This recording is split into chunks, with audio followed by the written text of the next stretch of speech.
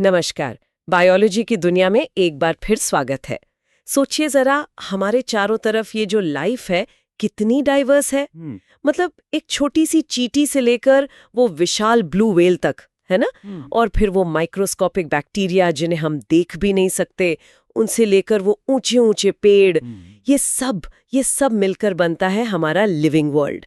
तो आज हम एनसीईआरटी के सोर्स मटेरियल के जरिए इसी अद्भुत दुनिया को थोड़ा और गहराई से समझने की कोशिश करेंगे। देखिए, इतने सारे ऑर्गेनिजम्स हैं दुनिया में, करीब 1.7 से 1.8 मिलियन स्पीशीज तो हम पहचान भी चुके हैं। मतलब ये तो वो हैं जिन्हें हमने नाम दिया है, डिस्क्राइब किया है। अब सवाल ये उठता है कि इतनी बड़ी बायोलॉजिकल लाइब्रेरी को भाई ऑर्गेनाइज कैसे करें, है ना।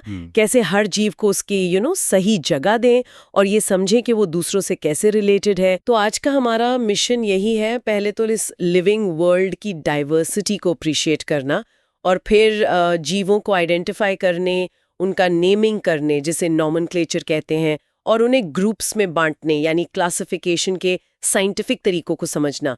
ये बायोलॉजी की बिल्कुल फाउंडेशन है। और हाँ, स्पेशली अगर आप नीट जैसे एग्जाम्स की तैयारी कर रहे हैं तो ये कॉन्सेप्ट्स बहुत इंपॉर्टेंट है। सोर्स मटेरियल ये बताता है कि भाई शुरू से ही इंसान लिविंग और नॉन लिविंग चीजों में फर्क करना तो जानता था।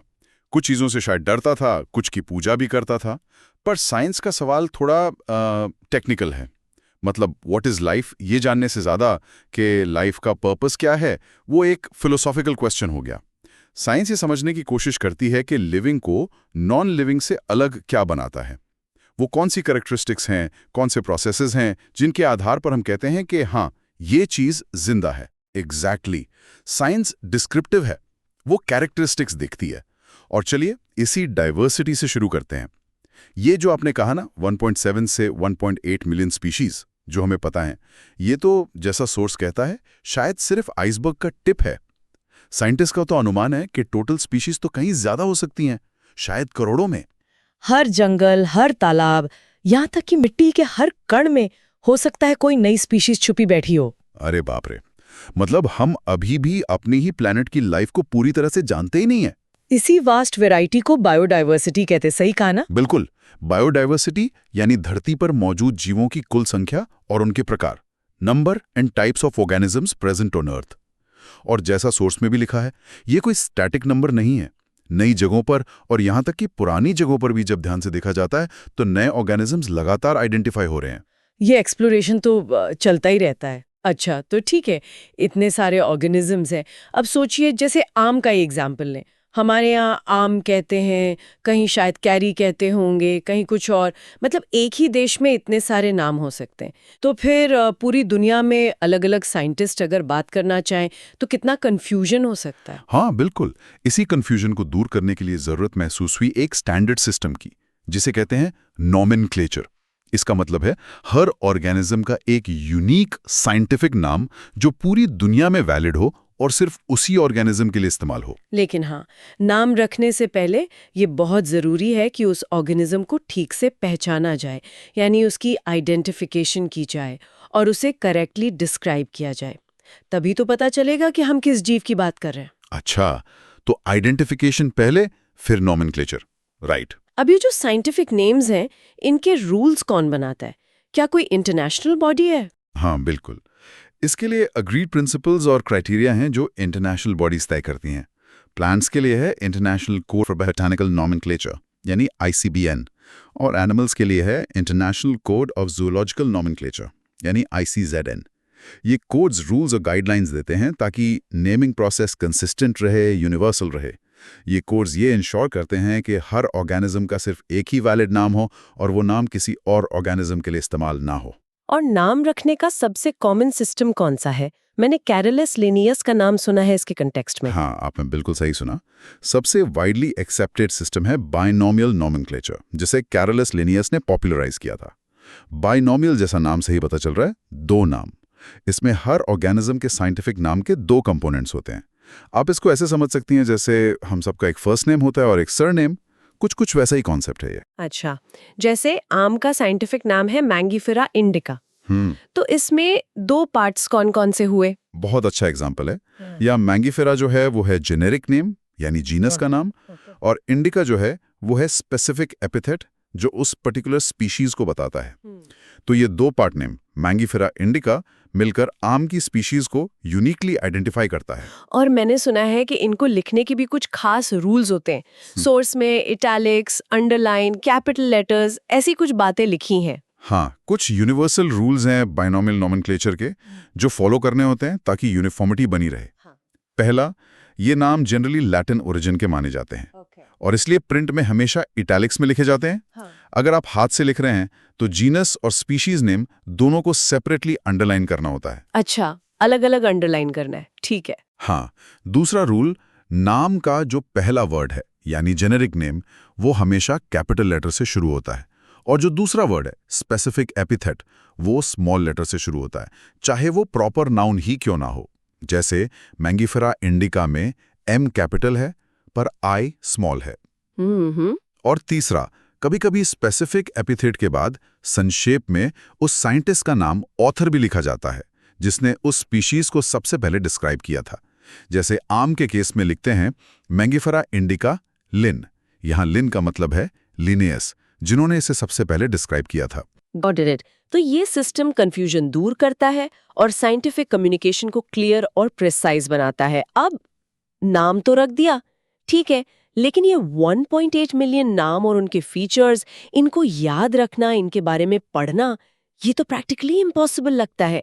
यहीं पर शायद क्लासिफिकेशन की जरूरत पड़ती होगी। प्रिसाइसली, बिल्कुल सही पकड़ा आपने। क्लासिफिकेशन आप कह सकते हैं बायोलॉजी का फाइलिंग सिस्टम है।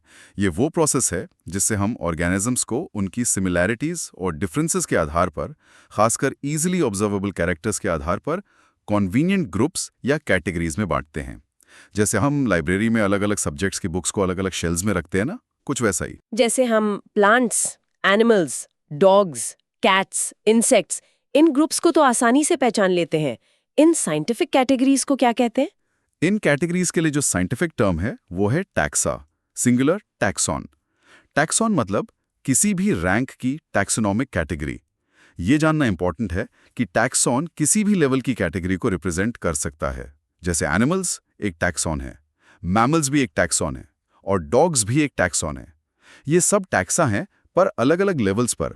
जैसे डॉग एक मैमल है और मैमल एक एनिमल है, तो डॉग्स, मैमल्स, एनिमल्स ये सब अलग अलग लेवल के टैक्सा हुए। अच्छा, तो कैरेक्टर्स के बेसिस पर ऑर्गेनिजम्स को अलग अलग टैक्सा में क्लासिफाई करने की जो पूरी प्रोसेस है उसे टैक्सोनॉमी कहते हैं। बिल्कुल, taxonomy is basically the process of classification of living organisms. ये वो साइंस है जो क्लासिफिकेशन के प्रिंसिपल्स और प्रोसीजर्स से डील करती है। और हाँ, मॉडर्न टैक्सोनॉमी सिर्फ बाहरी फीचर्स यानी एक्सटर्नल मॉर्फोलॉजी पर ही डिपेंड नहीं करती। अब क्लासिफिकेशन के लिए इंटरनल स्ट्रक्चर, सेल का स्ट्रक्चर, डेवलपमेंट प्रोसेस, एम्ब्रियोलॉजी और ऑर्गेनिज्म की इकोलॉजिकल इंफॉर्मेशन यानी उसका अपने एनवायरनमेंट के साथ इंटरेक्शन, ये सब बहुत जरूरी हो गया है। तो मतलब टैक्सोनॉमी के जो बेसिक स्टेप्स हुए वो हैं, पहले कैरेक्टराइजेशन, फीचर्स को पहचानना और समझना, फिर आइडेंटिफिकेशन, ऑर्गेनिज्म की सही पहचान करना कि वो पहले से नोन है या नहीं, फिर क्लासिफिकेशन, उसे सही ग्रुप में रखना, और आखिर में नॉमेनक्लेचर, उसका साइंटिफिक नाम देना। एग्जैक्टली, ये चारों प्रोसेसेस टैक्सोनॉमी के आधार हैं। Characterisation, identification, classification and nomenclature are the processes that are basic to taxonomy. Source में एक और टर्म का जिक्र है, सिस्टमैटिक्स। अब ये टैक्सोनॉमी से कैसे डिफरेंट है? कई बार ये टर्म्स थोड़े कंफ्यूजिंग लगते हैं। हाँ, ये बहुत अच्छा सवाल है क्योंकि ये टर्म्स ऑफन एक दूसरे के लिए यूज हो जाते हैं, पर इनमें सटल डिफरेंस है। टैक्सोनॉमी, जैसा हमने कहा, मेनली क्लासिफिकेशन के प्रिंसिपल्स और प्रोसीजर से डील करती है, नाम देना, पहचानना, ग्रुप करना। सिस्टमैटिक्स का स्कोप थोड़ा और ब्रॉड है। ये शब्द लैटिन वर्ड सिस्टमा से आया है, जिसका मतलब होता है systematic arrangement of organisms. Linnaeus की जो फेमस पब्लिकेशन थी, उसका टाइटल भी सिस्टमा नेचुराई था। तो सिस्टमैटिक्स में फिर नया क्या जुड़ जाता है? सिस्टमैटिक्स में आइडेंटिफिकेशन, नॉमेनक्लेचर और क्लासिफिकेशन तो शामिल हैं ही, जो टैक्सोनॉमी के कोर हैं। लेकिन सिस्टमैटिक्स इसके साथ साथ ऑर्गेनिजम्स के बीच एवोल्यूशनरी रिलेशनशिप्स को भी कंसिडर करता है। यानी कौन सा ऑर्गेनिज्म एवोल्यूशन की प्रोसेस में किससे कितना रिलेटेड है, उनका कॉमन एंसेस्टर कौन हो सकता है, उनकी फाइलॉजनी क्या है। तो ये सिर्फ ग्रुपिंग नहीं है, बल्कि ये लाइफ की हिस्ट्री को, उसके एवोल्यूशनरी कनेक्शंस को समझने की कोशिश है। वाओ, तो सिस्टमैटिक्स हमें एक तरह से फैमिली ट्री ऑफ लाइफ बनाने में मदद करता है। That's really fascinating. अच्छा, अब क्लासिफिकेशन के स्ट्रक्चर पर आते हैं। सोर्स कहता है कि ये कोई सिंगल स्टेप प्रोसेस नहीं है, बल्कि इसमें स्टेप्स की एक हायरार्की होती है। हाँ बिल्कुल, क्लासिफिकेशन एक सिंगल स्टेप प्रोसेस नहीं है। इसमें एक हायरार्की ऑफ स्टेप्स इन्वॉल्व होती है, जिसमें हर स्टेप एक रैंक या कैटेगरी को रिप्रेजेंट करता है। क्योंकि ये कैटेगरी टैक्सोनॉमिक अरेंजमेंट का हिस्सा है, इसे टैक्सोनॉमिक कैटेगरी कहते हैं, और ये सारी कैटेगरीज मिलकर टैक्सोनॉमिक हायरार्की बनाती हैं। हर कैटेगरी, जिसे क्लासिफिकेशन की यूनिट भी कहते हैं, वो असल में एक रैंक को दर्शाती है और उसे कॉमनली टैक्सॉन कहते हैं। हाँ, ये हायरार्की के मेन लेवल्स कौन से हैं? मुझे स्कूल का कुछ आ रहा है। Kingdom, phylum, class. Order, correct, बिल्कुल सही याद है आपको। जो कॉमन कैटेगरीज हैं वो एक फिक्स सीक्वेंस में अरेंज की जाती हैं, जनरली असेंडिंग ऑर्डर में, यानी लोएस्ट से हाईएस्ट की तरफ। Species, genus, family, order, class, phylum animals के लिए, या डिवीजन प्लांट्स के लिए किंगडम। स्पीशीज सबसे बेसिक और लोएस्ट कैटेगरी है और किंगडम हाईएस्ट कैटेगरी है। और हाँ, नीट पर्सपेक्टिव से ये हायरार्की और इसका करेक्ट सीक्वेंस याद रखना बहुत इंपॉर्टेंट है। इस पर अक्सर डायरेक्ट क्वेश्चंस पूछ लिए जाते हैं। और इस हायरार्की का पैटर्न क्या है? जैसे जैसे हम इस लैडर में ऊपर जाते हैं, स्पीशीज से किंगडम की तरफ, तो क्या होता है? सिमिलैरिटीज बढ़ती हैं या कम होती हैं? की प्रिंसिपल ये है, जैसे जैसे हम स्पीशीज से किंगडम की तरफ ऊपर जाते हैं, असेंडिंग ऑर्डर में, कॉमन कैरेक्टरिस्टिक्स का नंबर कम होता जाता है, डिक्रीज होता जाता है। मतलब एक जीनस की सभी स्पीशीज में आपस में ज्यादा सिमिलैरिटीज होंगी compared to species belonging to different genera within the same family. Taxon जितना लोअर होगा, उसके मेंबर्स में उतनी ज्यादा फंडामेंटल सिमिलैरिटीज होंगी, और टैक्सॉन जितना हायर होगा, मेंबर्स में उतनी कम सिमिलैरिटीज होंगी। अच्छा, तो मतलब किंगडम लेवल पर एनिमल्स में एक चींटी और एक हाथी दोनों आ जाते हैं, बिल्कुल, जिनमें सिमिलैरिटीज तो बहुत ही कम है। लेकिन अगर हम मान लीजिए शेर और बाघ को देखें, जो एक ही जीनस पैंथरा में है, तो उनमें सिमिलैरिटीज कहीं ज्यादा होंगी। एग्जैक्टली, बिल्कुल सही समझा आपने। इसीलिए हायर कैटेगरीज में ऑर्गेनिजम्स के रिलेशनशिप डिटरमिन करना ज्यादा कॉम्प्लेक्स और डिफिकल्ट हो जाता है। चलिए, इस हायरार्की को होमो सेपियंस यानी ह्यूमन के एग्जाम्पल से समझते हैं, जैसा सोर्स में टेबल दिया है। स्पीसीज, सेपियंस, जीनस, होमो, जिसमें हमारे अलावा और भी एक्सटिंक्ट ह्यूमन स्पीशीज आती थीं, जैसे होमो हैबिलिस। अच्छा, फैमिली, होमिनिडे, इसमें हमारे साथ ग्रेट एप्स भी आते हैं, जैसे गोरिल्लाज, चिंपांजीज और ओरांगुटान्स। ऑर्डर, प्राइमाटा, इसमें मंकीज, लेमर्स भी शामिल हैं, जिनमें कुछ कॉमन प्राइमेट फीचर्स हैं। क्लास, मैमेलिया, इसमें वो सारे एनिमल्स आते हैं जिनमें हेयर होते हैं, मेमोरी ग्लैंड्स होती हैं, जैसे dogs, cats, whales, bats. Phylum, Chordata, इसमें वो सब आते हैं जिनमें लाइफ की किसी स्टेज पर नोटोकॉर्ड और डॉर्सल हॉलो न्यूरल सिस्टम होता है, जैसे fishes, amphibians, reptiles, birds, mammals. Kingdom, animalia, सबसे ब्रॉड कैटेगरी, जिसमें सभी मल्टीसेलुलर एनिमल्स आते हैं जो हेट्रोट्रॉफिक हैं, मूव कर सकते हैं वगैरह। ये हायरार्की तो वाकई में लाइफ को ऑर्गेनाइज करने का एक बहुत पावरफुल फ्रेमवर्क है। सोर्स में अर्नस्ट मायर का भी जिक्र है। उन्हें Darwin of the 20th century कहा गया है। उनका स्पीशीज कॉन्सेप्ट से क्या कनेक्शन है? हाँ, अर्नस्ट मायर 20वीं सदी के बहुत ही इन्फ्लुएंशियल एवोल्यूशनरी बायोलॉजिस्ट में से एक थे, हार्वर्ड यूनिवर्सिटी में थे।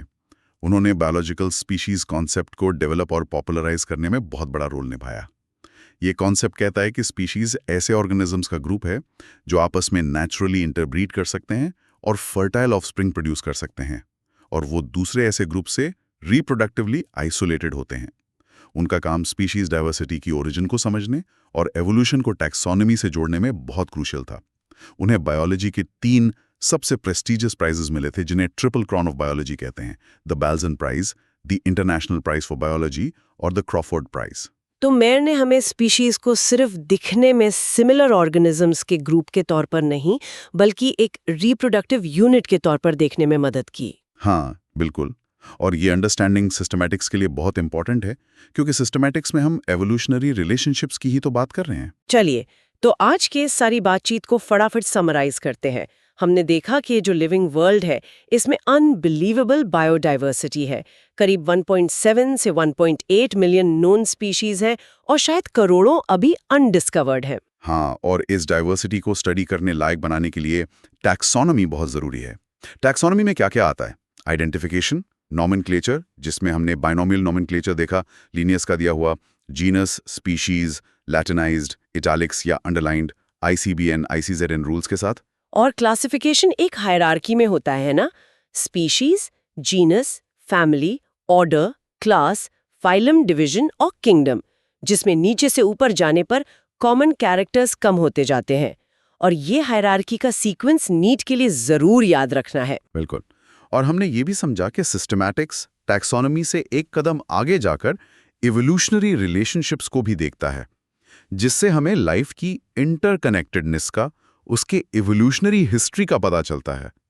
और इसमें अर्नस्ट मायर का बायोलॉजिकल स्पीसीज कॉन्सेप्ट एक इंपॉर्टेंट कंट्रीब्यूशन है। ये सब जानना सिर्फ रटने की चीजें नहीं है। ये हमें लाइफ की वास्टनेस को, उसके एवोल्यूशन को और उसके ऑर्गेनाइजेशन को अप्रिशिएट करने में मदद करता है। बिल्कुल सही कहा। और जैसा सोर्स में भी अंत में कहा गया है, ये जानना कि अर्थ के सभी जीव पास्ट के और प्रेजेंट के कहीं ना कहीं एक दूसरे से रिलेटेड हैं through the long chain of evolution, ये हमें हम्बल बनाता है। ये हमें बायोडाइवर्सिटी की वैल्यू समझाता है और उसे कंजर्व करने के लिए भी मोटिवेट करता है। तो आज की चर्चा यहीं समाप्त करते हैं, पर एक सवाल आपके सोचने के लिए जरूर छोड़ जाते हैं। जैसे जैसे नई टेक्नोलॉजीज, खासकर DNA सीक्वेंसिंग एडवांस हो रही हैं और हमें एवोल्यूशनरी रिलेशनशिप्स की ज़्यादा डीप अंडरस्टैंडिंग मिल रही है, तो क्या आपको लगता है कि ये क्लासिफिकेशन का सिस्टम जो आज हम यूज़ कर रहे हैं, ये भविष्य में ड्रामेटिकली बदल सकता है? क्या हमारी ट्री ऑफ लाइफ की ब्रांचेस रीअरेंज हो सकती हैं? इस पर ज़रूर सोचिएगा। नमस्कार।